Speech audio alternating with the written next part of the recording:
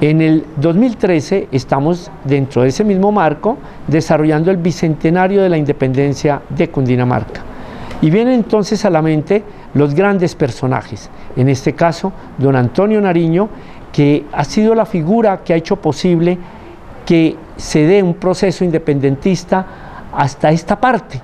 Él alimentó todo ese preámbulo que se dio con los tiempos de la Ilustración y que hicieron posible llegar justamente a ese grito de independencia del 20 de julio. Luego don Antonio Nariño llega a ser el presidente de la República de Cundinamarca para el año de 1812. En el 13 se suscribe el acta de independencia absoluta y el recuerdo de él está anclado también al de personajes como Policarpa Salabarrieta.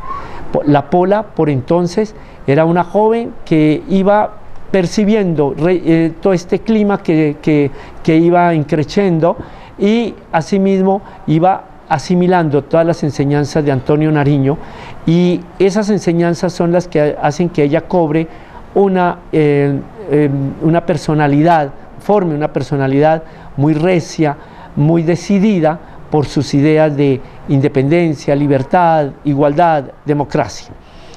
Estos grandes temas que tienen que ver con el origen de nuestra nacionalidad, pues suelen ser tomados para producciones literarias, televisivas, en fin, teatrales, y debemos sí tener en cuenta que lo que nos presenten esté ajustado a la realidad.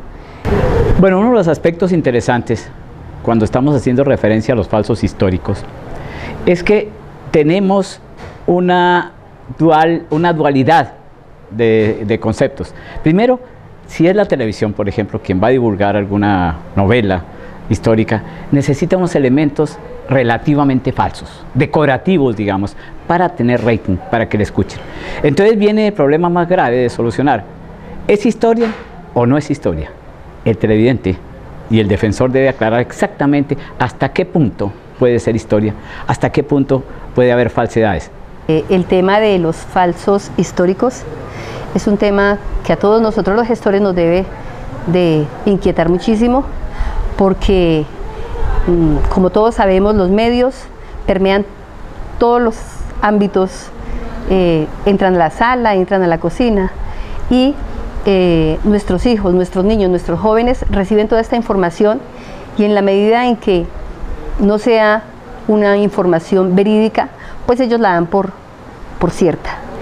Una novela histórica, por ejemplo, es una novela que se ciñe a la verdad, a esa verdad que investiga la historia y que está documentada. El creador de una obra de esta índole puede desde luego recrear unos personajes, algunas situaciones, pero lo que tiene que ver con las figuras de la historia nacional lo debemos respetar, y más en todo lo que está plenamente documentado. Una novela histórica es el género más riguroso. La novela como tal es una creación de mucha libertad, de total libertad. Por eso hay tantos géneros de novela. Pero una novela histórica es la que obliga a quien la va a escribir a adentrarse completamente en la época que va a tratar, en la época que corresponde al personaje, y en esa parte debe ser muy fiel. De lo contrario, distorsiona, enseña mal enseña, diríamos mejor. Eso hace daño, y los colombianos debemos ser siempre respetuosos de nuestro pasado, ese pasado glorioso, ese pasado que refleja el pensamiento y nos muestra la historia de los personajes que hicieron posible esta república. Una república que tiene un régimen democrático que tenemos que ayudar a perfeccionar, que tenemos que defender. Yo pienso que es una cuestión de balance. Hay que encontrar que los datos y las fuentes sean lo primero a respetar. Pero el desarrollo de la novela sí puede, o de la novela historiada, o del falso histórico, tiene que tener ciertos ingredientes que son claros y que se tienen que explicar muy bien qué pueden ser o no pueden ser historia. La realidad es que hemos visto en nuestra televisión varios de esos problemas, y generalmente se sigue repitiendo sin ninguna atención a este asunto, porque pareciera que no le importara a nadie.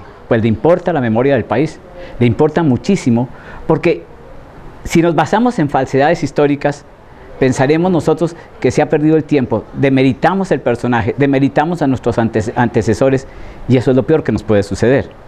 Esto hace en ellos una mella grandísima, y es la deformación de la historia. Nos preocupa muchísimo porque es nuestro patrimonio, y también nos preocupa el hecho de que estas historias las presenten, ni siquiera se tenga la delicadeza de presentarlas en los espacios donde se gestaron las historias, donde se llevaron a cabo las vidas de los personajes que de pronto están contando.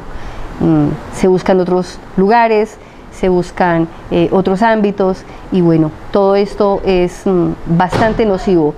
Nosotros como vigías del patrimonio, nosotros como gestores culturales, tenemos que estar muy pendientes de formar, de saber que toda la información que llegue sea una información veraz, de que la formación que están recibiendo los niños y los jóvenes, lo digo de manera especial, niños y jóvenes, porque es lo que más nos interesa y es a lo que más le estamos apostando desde el programa. Por eso, ojo con los falsos históricos, ojo, los podemos ir identificando si simplemente ponemos cuidado a lo que nos presenta, nos puede presentar una novela así, y yendo a los libros, a los testimonios, y comparando, y con un solo par de hechos que logremos identificar, ahí si veremos o nos permite deducir que la obra no es creíble. Lamentablemente en Colombia estamos asistiendo a una época en que cabalgan los falsos históricos. Yo creo que hay otros países que son muy cuidadosos en esto. Tenemos que ver que en nuestro país sí exista una especie de, no digamos de censura, una especie de claridad permanente sobre todos los elementos que son la historia nuestra. De manera que en el caso de personajes, en el caso de La Pola, Antonio Nariño, etcétera, etcétera, a veces los vemos muy deformados. Entiende uno el asunto que decía yo al principio, que el medio es importante que tenga rating, que haya que decorarla, pero no por decorarla puede deformarla. Eso me parece que es fundamental. Uno creería que cuando se van a hacer ediciones o cuando los medios van a hablar de la parte histórica de los pueblos de Colombia, debiera de haber una correlación, debiera de haber una intervención directa de los entes oficiales, debiera haber una veeduría. Pienso yo que hay mucha gente que de manera muy chabacana van escribiendo la historia. Uno conoce muchas personas que dicen: yo estoy haciendo la monografía de mi municipio, pero resulta que son personas que no tienen criterio, que no tienen ética, y entonces aquí encontramos un grave problema. Debiera de haber unas veedurías. Para ello me parece muy importante los centros de historia, los centros de memoria, los mismos vigías del patrimonio, y que directamente desde el ministerio haya una especie de veeduría o haya de alguna manera un control sobre todos estos documentos que salen contando la historia de los pueblos, para que no tengamos las tristezas que ya hemos visto y los desafueros que hemos visto con tantos capítulos o con tantos programas o con tantos documentos, libros que se han hecho respecto a la historia y de nuestros pueblos, de nuestro país y también de nuestros personajes, ¿no? Habría que tener dentro de la Comisión Nacional de Televisión una persona que fuese conocedora de la historia, o que hubiese una especie de sitio, algún sitio para consultar ese tipo de problemas. La comisión de por sí podría abogar porque se diga la verdad, que no existan los falsos históricos, pero para ella determinarlo tendría también que estar asesorada en qué historia se va a contar. O sea que sí debe existir un control especial en el país para esa divulgación masiva. A todo esto, ¿qué tendrá que decir el defensor del televidente que se tienen en una y en otra cadena?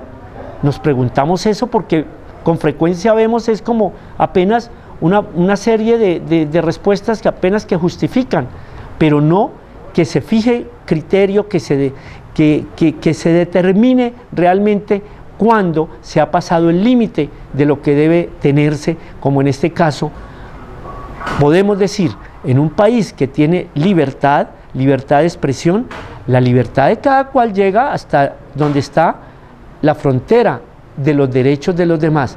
y todos los colombianos tenemos derecho a que la historia patria, la conciencia patria, la memoria histórica de nuestro país sea respetada, no a los falsos históricos. Un falso histórico hace daño enorme a lo que es la memoria histórica de un país.